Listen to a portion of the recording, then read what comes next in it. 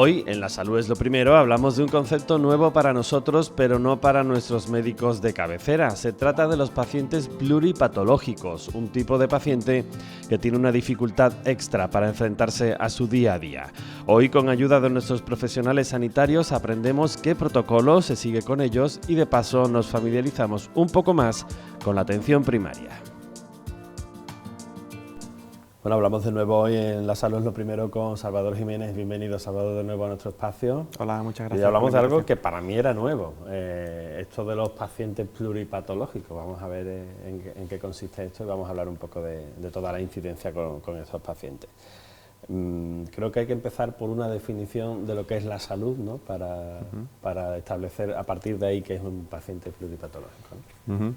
Sí, hasta ahora pues hemos hecho muchos programas sobre distintas patologías o distintos tipos de cirugías y demás, pero los pacientes no vienen solo con una enfermedad, con un proceso, sino que muchas veces el tema es mucho más complejo.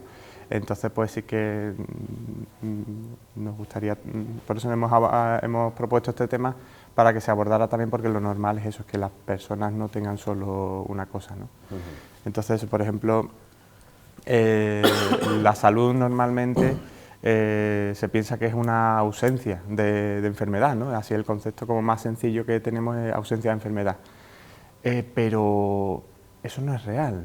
Si nos ponemos a pensar, pues todos tenemos algo, ¿no? O nos hemos roto algún hueso, tenemos alguna manchita en la piel, o una alopecia, o una intervención quirúrgica en algún momento, una hipertensión, un algo, ¿no? Entonces, eso de ausencia de enfermedad como que es irreal, ¿no?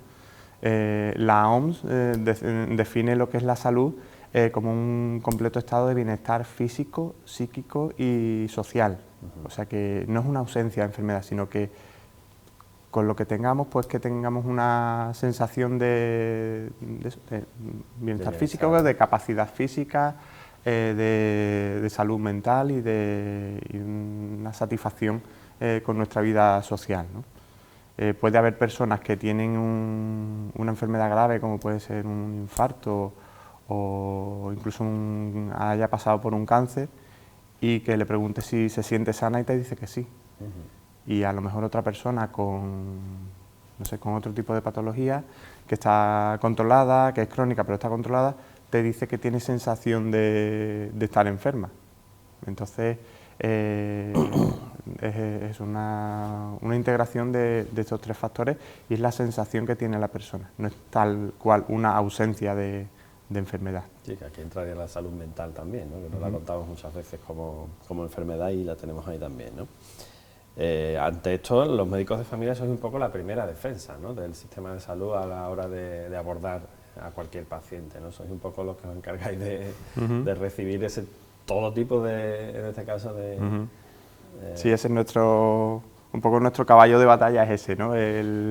Vemos muchas personas a lo largo del día, y igual estás viendo una persona con un tipo de patología de un aparato, o a continuación te viene una persona con un problema mental, o un problema endocrino, un problema de distintos tipos, pero es importante que esté la figura del médico de familia, que no solo tiene en cuenta la patología física que tiene esa persona, además que muchas veces tiene una persona con hipertensión, que es de una enfermedad del grupo cardiovascular, una diabetes, tiene una depresión, o sea, que estamos recibiendo un paciente que tiene patologías de distintos aparatos y sistemas, y que probablemente entre ellas se influyen, tienen relación entre unas con otras, y va a influir en la evolución de esas enfermedades. Pero no solo eso, no solo son las enfermedades que tiene esa persona, sino además qué edad tiene esa persona, qué capacidad tiene de autocuidado, entiende el tratamiento que le estás explicando o no lo entiende, es capaz de cuidarse a sí misma, tiene un buen apoyo social, qué pronóstico tiene esa persona. Todo eso hay que tenerlo en cuenta a la hora de un tratamiento o de unos consejos que demos a esa persona para que mejore su salud. Entonces todo muchísimo más complejo de lo que parece. No estamos hablando de enfermedades sueltas, sino que estamos hablando de una persona, pero además una persona con unas condiciones físicas, unas condiciones mentales y en un entorno social determinado, ¿no? Por eso se dice que los médicos de familia somos los especialistas en personas, no solo en enfermedades, sino también en personas, porque tenemos que hacer un compendio de todo lo que recibimos en la consulta, ¿no? Y todo eso en 10 minutos. Sí, sí, además eso, en 10 minutos, y a partir de ahí derivar, supongo, también a los diferentes especialistas en los casos que sea necesario, ¿no? Hay diferentes pacientes pluripatológicos, ¿no? Diferentes tipos, ¿no? Vamos a ver si te parece... Sí, ya cuando consideramos a una persona pluripatológica no es solo cuando tiene distintas enfermedades, sino cuando esas enfermedades empezamos a considerarlo como pluripatológico y lo incluimos en un programa especial que tenemos cuando reúne una serie de requisitos. Esas enfermedades están en cierto grado y tienen cierto nivel de gravedad, ¿no? Por ejemplo, para que se considere pluripatológico tiene que al menos reunir 2 de estos requisitos. Están incluidos en 2 de estos tipos de patologías. Por un lado, las patologías cardiovasculares, pues que tengan, por ejemplo, una insuficiencia cardíaca, que aunque esté estable, pero esté en grado 2. Grado 2 significa que tenga una disnea de esfuerzos moderados, ¿vale? O sea, que una sensación de ahogo con un esfuerzo ya un poquito intenso. O, por ejemplo, que tenga una cardiopatía isquémica, ¿vale? En el grupo de cardiovascular. Después que tenga alguna vasculitis o enfermedad sistémica tipo artritis reumatoide, una artritis psoriásica, una espondilitis anquilosante, algún tipo de esas enfermedades. Una enfermedad renal crónica, pero en estadio ya avanzado. Por ejemplo, en el grupo C estaría enfermedades respiratorias estable, que puede ser un EPOC, una fibrosis pulmonar, un asma, pero también que tuviera un ahogo en grado 2, como hablábamos antes. En el grupo D estarían las enfermedades inflamatorias crónicas, la enfermedad de Crohn, colitis ulcerosa, hepatopatías crónicas, ya en estadios iniciales de cirrosis, accidentes vasculares cerebrales, o ictus, como se suelen conocer, o enfermedades neurológicas en los que haya un Bartel menor de 60. La escala de Bartel la utilizamos para ver qué capacidad tiene de autocuidado esa persona en las actividades de la vida diaria. Es una escala que utilizamos muchísimo, para ver si una persona es dependiente o no. Otro grupo serían las enfermedades arteriales periféricas, la claudicación, que sería, al fin y al cabo todo eso está metido en el compendio de enfermedades vasculares, el infarto cerebral, el infarto cardíaco y la claudicación intermitente, al fin y al cabo es una vasculopatía, ¿vale? Muy bien. La diabetes, ya cuando hay una retinopatía, una neuropatía periférica, anemias en las que no haya posibilidad de tratamiento, o por ejemplo cánceres en los que también ya no hay posibilidad de tratamiento, también se incluiría dentro de estas patologías. Y por último, enfermedades osteoarticulares, una artrosis, por ejemplo, pero en el que ya esa artrosis tiene un grado en el que suponga una disminución de la capacidad de esa persona para las actividades de la vida diaria. Entonces, en el momento que una persona cumple dos de estos requisitos, la incluiríamos en un programa aparte, que sería el de paciente pluripatológico, en el que se hace una valoración más exhaustiva y demás. Tenemos también el caso de los pacientes crónicos complejos. ¿Qué es eso, Salvador? Pues si ya de por sí un paciente pluripatológico tiene un grado importante de complejidad, de todo tipo, de complejidad de su enfermedad, de las complicaciones futuras, de los cuidados que recibe por parte de sus cuidadores, la familia, o la limitación que supone a nivel anímico para esa persona, pues le podemos añadir un poquito más de complejidad a esto. Es que hay ciertas circunstancias en las que especialmente estos pacientes necesitan un seguimiento cercano, y es en estas circunstancias que vemos aquí, por ejemplo, cuando además se añade a todo esto una enfermedad mental grave, que se puede dificultar el autocuidado, o la relación social que tenga con los familiares o cuidadores. En el caso de polimedicación extrema, eso lo consideramos cuando una persona toma a partir de 10 fármacos o más, que es muy frecuente, es frecuentísimo, 10, 15, 20 fármacos al día. Entonces, eso es complejísimo de manejar y tenemos que estar continuamente revisando el que no haya interacciones, que no haya efectos secundarios, que no le estén provocando los síntomas a algunas medicaciones.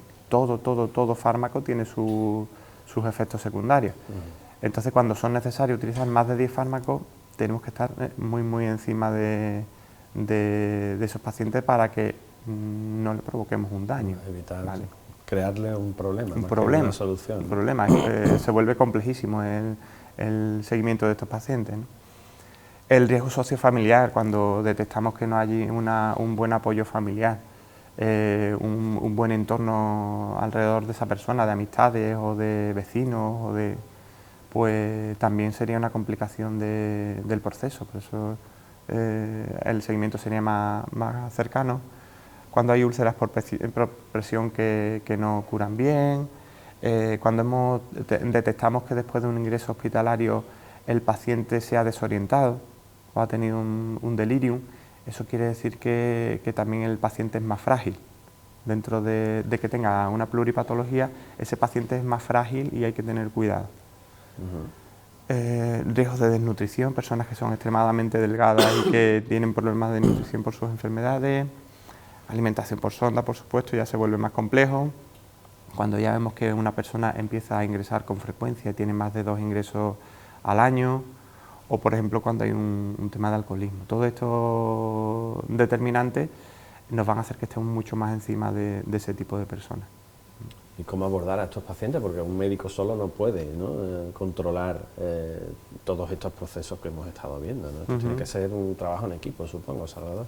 Sí, esto normalmente todos los médicos de familia de media tenemos unos 50, 60 pacientes que reúnen estas condiciones, que son pluripatológicos y que son nuestros caballos de batalla, son los que nos preocupan especialmente.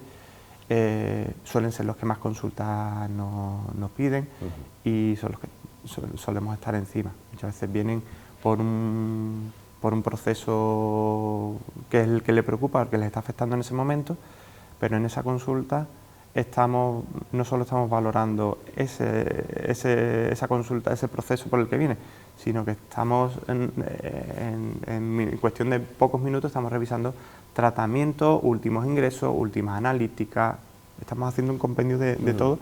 Igual no nos preocupa tanto el problema por el que viene, sino que por lo demás está influyendo, eso lo está provocando el tratamiento o se está descompensando su enfermedad.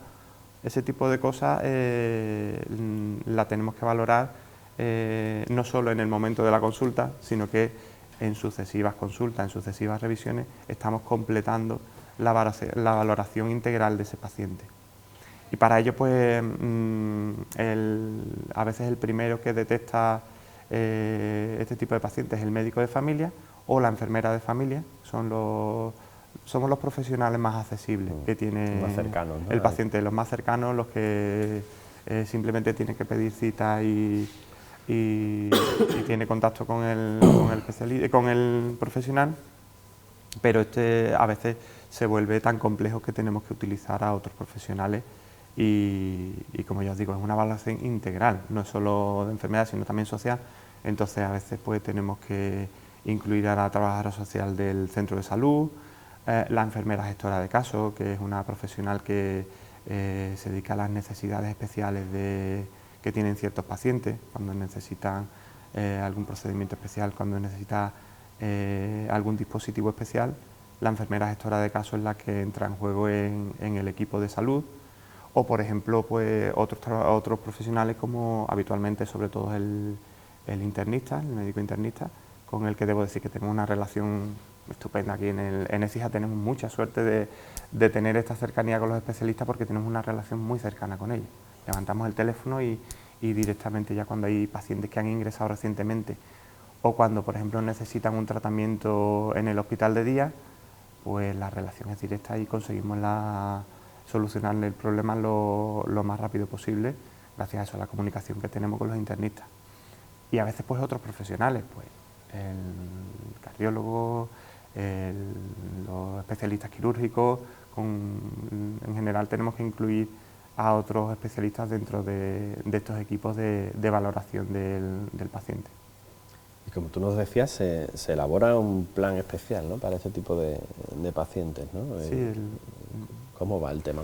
¿En qué consisten esos planes? ¿Son individualizados o hay un plan general y se va adaptando al paciente? En general es algo que solemos hacer siempre en consulta, tanto cuando está un paciente incluido en este proceso como no, la valoración la solemos hacer integral. Es que es nuestro trabajo en atención primaria, ya te digo, somos especialistas en personas, entonces valoramos a la persona más allá de la enfermedad que te trae, sino el entorno social, el estado mental que tiene esa persona, todo eso lo tenemos en cuenta.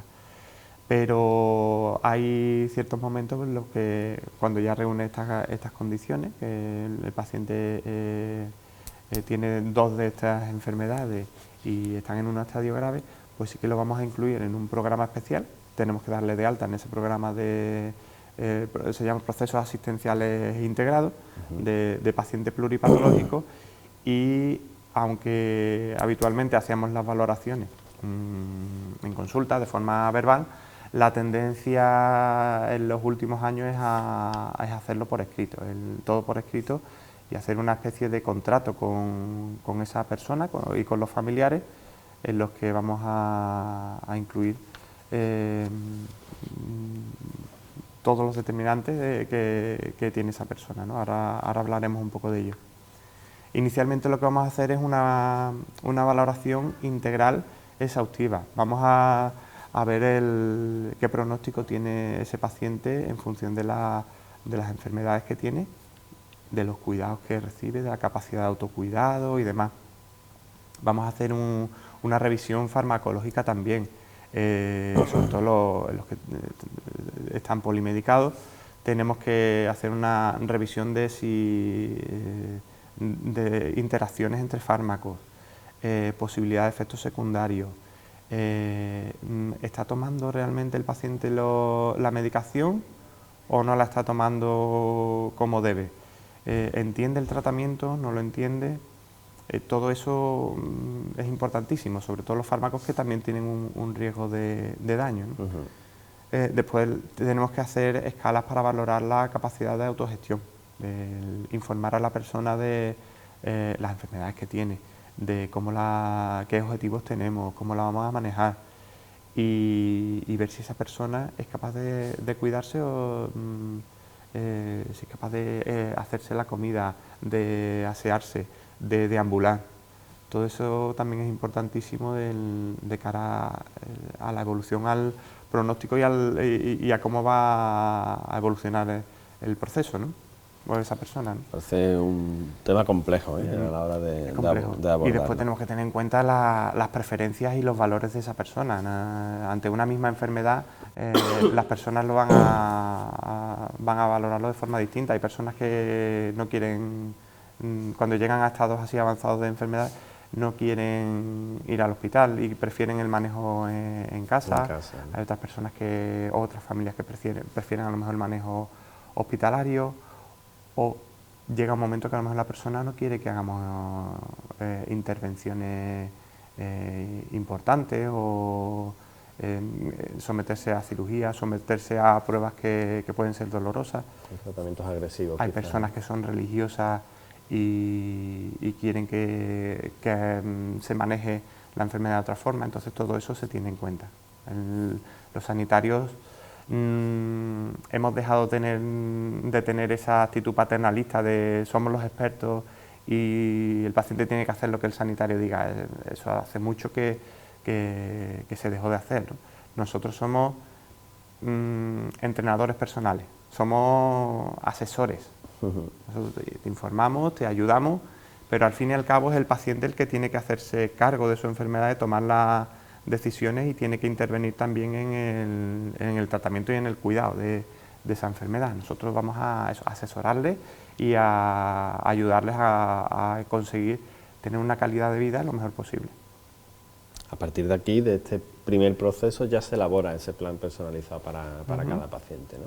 Sí, si entramos un poco más en detalle en lo que es el plan de acción personalizado, ya te digo que intentamos hacerlo por escrito, aunque la mayoría de las veces, sobre todo en estadios iniciales, lo hacemos de forma verbal, pero el formato este de escrito es una especie de contrato que hacemos con el paciente y con los familiares, los cuidadores principales, en el que por un lado iniciamos esta especie de contrato pues registrando los problemas de esa persona, ya te digo, problemas, enfermedades concretas que padece el paciente, para que el paciente sea consciente y conozca sus enfermedades.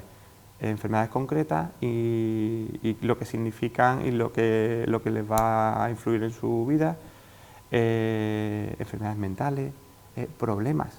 Vamos a registrar ahí problemas sociales que tenga concretos esa persona, de autocuidados, de problemas de, por ejemplo, de económicos, problemas de cuidados de familiares, o de si tiene familiares, si no tiene familiares, si vive solo, ese tipo de cosas.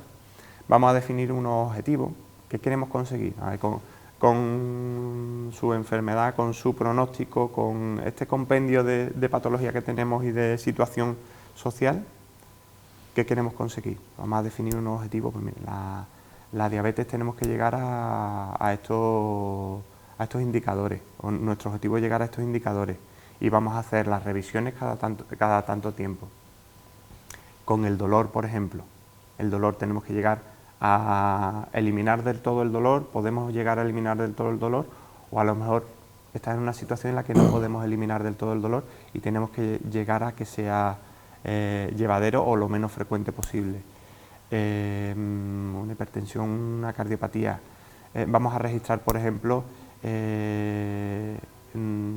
cuándo esa enfermedad se puede descompensar, qué signos y qué síntomas va a dar cuando se descompense, para que nos llame al servicio de urgencia, o en qué condiciones llamar al médico de familia si se está descompensando esa enfermedad crónica. ¿Qué signos tiene que detectar el paciente para que lo detectemos pronto y no llegue a complicarse? Todo eso también se va a registrar en ese contrato. Actividades de promoción y de prevención, de hábitos saludables, de relaciones con los vecinos, con los amigos. También hacemos hincapié en los activos en salud, que llamamos, que serían, pues mire, va a ir va a intentar apuntarse a la asociación de pacientes que padecen su misma enfermedad, o tiene que intentar acudir a la asociación vecinal, o simplemente dar un paseo por el parque más cercano tantas veces a la semana. Todo eso se deja también registrar en el contrato, porque va a aportar un beneficio en la salud mental de esa persona, ¿no? Y en el ejercicio y demás. Vamos a valorar la capacidad de autogestión, vamos a informar a esa persona de qué cosas le limitan, pero también de todo lo que sí que puede seguir haciendo. Que muchas veces nos aferramos a las limitaciones que tenemos, pero hay muchas más cosas que sí que podemos hacer. Podemos caminar, podemos hablar, podemos realizar alguna actividad física suave. Todo eso también es importante que seamos conscientes y que lo aprovechemos al máximo. Se va a hacer una valoración social en el caso de que sea necesario, y se va a intentar agilizar y conseguir los recursos que sean necesarios a través de la trabajadora social o los servicios sociales del ayuntamiento, si hay que agilizar una ley de dependencia o hacer un ingreso urgente en una residencia si esa persona está en una situación social extrema. Eso también se va a hacer en ese momento. Y por supuesto la optimización farmacéutica, que es importantísimo. Estamos cada mes, recibimos en nuestro correo electrónico un listado de las personas que tienen más de 10 fármacos, y tenemos que revisar la medicación que tiene. Y después, siempre que una persona ingresa, el médico de familia recibe un correo electrónico como mecanismo de seguridad para que revise y haga una conciliación farmacológica, para que, por ejemplo, si se le ha podido pasar al alta al especialista que sea, pues si ha cambiado algún tratamiento o ha puesto algún tratamiento nuevo, que sea totalmente compatible, que no haya duplicidades y demás con el tratamiento previo del paciente. Entonces, todo eso tenemos mecanismos de alerta y mecanismos de revisión con este tipo de pacientes que estamos haciendo, y que no se ve, todo ese trabajo no se ve porque lo hacemos a través de correo electrónico y en un tiempo que hay determinado para eso, que no es de atención al paciente. No es de atención, claro. Es complejo, es muy complejo. Muy esto igual este programa es un poco aburrido, pero yo creo que es necesario también porque es que es lo habitual. La complejidad es nuestro trabajo habitual. Es muy interesante porque no vemos una hipertensión, no vemos un paciente con una crisis hipertensiva, los vemos, pero los pacientes que más vemos son este tipo de pacientes en atención primaria. Entonces era un tema importante a tratar, porque aunque sea un poco tostón, pero yo creo que es importante que se sepa que además es algo nuevo. Que se sepa que los pacientes son complejos, que no son una enfermedad, son personas. Yo por lo menos no tenía conciencia de que se hacían todo este tipo de cosas y que había tantísimas personas, ¿no?, afectadas de tantas enfermedades a la vez y que tienen que, obviamente, esto es una especie de ingeniería de la salud que hay que hacer con cada uno de ellas, ¿no? Y bueno, gracias a la tecnología hay muchos mecanismos de seguridad para detectar problemas, porque recibimos correos electrónicos, nos saltan alarmas a la hora de prescribir un fármaco, si hay interacciones, es complejísimo y gracias a eso, a la tecnología, pues nos ayuda muchísimo a que no se nos escapen cosas, ¿no? Se ha mejorado la detección de estos pacientes también, ¿no?, y de todos estos casos, ¿no? Hablando de las nuevas tecnologías, Salvador, hay una aplicación que existe también, la aplicación oficial del SAS, ¿no?, del Sistema de Salud, Salud Andalucía, en la que hay una serie de ítems también que se pueden ir viendo, ¿no? Explícanos un poco cómo va todo este proceso. En consulta, en este plan de acción personalizado que le explicamos al paciente, incluimos signos y síntomas de alarma que el paciente tiene que detectar para ponerse en contacto con nosotros.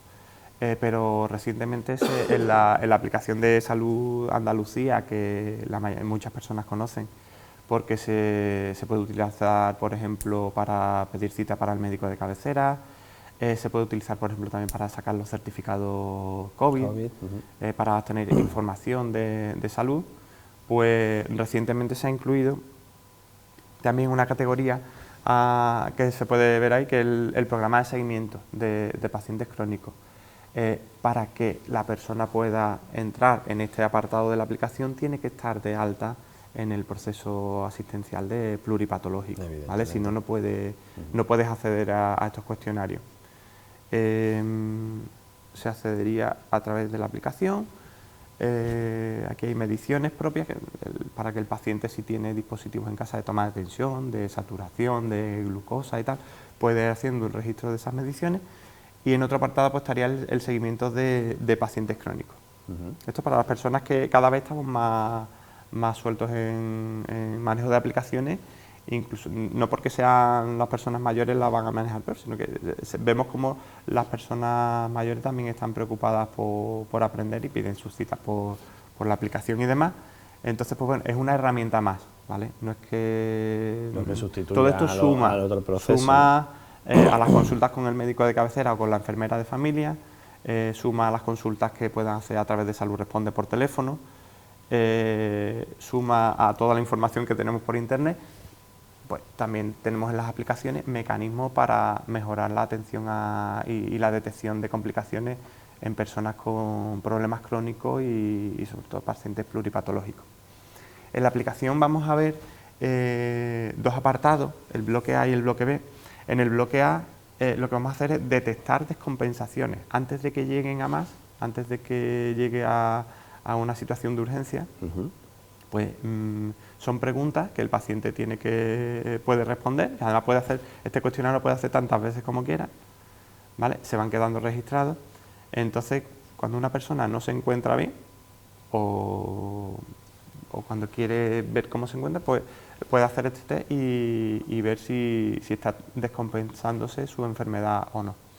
Y por ejemplo, eso, pues simplemente tiene que responder sí o no. Sí o no. Pues si tiene dolor en el pecho, si tiene más ahogo del habitual, si tiene que incorporarse o sentarse para poder respirar bien, si ha aumentado, por ejemplo, su peso más de 3 kilos en los últimos días porque esté reteniendo líquidos, Si tiene un saturímetro, por ejemplo, porque tenga una enfermedad respiratoria, aconsejamos que tenga un saturímetro, igual que un hipertenso puede tener un cardiópata, debe tener un aparato de tensión en casa, pues que registre las cifras, si tiene hinchazón de los tobillos, si aumento de temperatura, si es EPOC, si diabético. Todo esto, si en alguna de las preguntas de descompensación contesta que sí, le va a aconsejar que pida cita con el médico de cabecera, o si no consigue cita pronto con su médico de cabecera, le va a facilitar el teléfono de Salud Responde. Y también vamos a recibir nosotros un correo electrónico en nuestro buzón personal. Recibimos un correo electrónico de que esa persona está descompensada. Entonces, independientemente de que se ponga en contacto con ellos, Salud Responde y vea si la situación es urgente o no, y le facilite una cita con el médico de cabecera antes de lo que a lo mejor él podría conseguirla, nosotros lo vamos a recibir en el correo electrónico y vamos a llamar a esa persona, y en un momento dado, si detectamos que está descompensado, vamos a facilitarle una cita o una visita domiciliaria si fuera necesario. Y se va a agilizar en este tipo de personas que son pluripatológicas, en el que una fiebre, un ahogo, va a suponer una situación más grave que en una persona sana, que tenga una persona sana, joven, que no tenga otras patologías. Pues una fiebre es posible que sea un catarro o otro tipo de infección más banal. En este tipo de pacientes puede ser más peligroso y vamos a facilitar una cita antes. Muy bien. Y después, por otro lado, tiene el bloque B, que sería sobre todo de autoconocimiento de su enfermedad y si está tomando bien el tratamiento. En el caso de que en alguna de estas preguntas responda que no, pues automáticamente se le da cita con su enfermera para que su enfermera le explique su enfermedad, le explique cómo tiene que tomar el tratamiento y también detecte si no le está sentando bien el tratamiento. Una forma de acercarse al paciente desde otra vía, ¿no? Es un mecanismo más de detección de descompensaciones. Está bien que exista. No sé si nos dejamos algo, Salvador.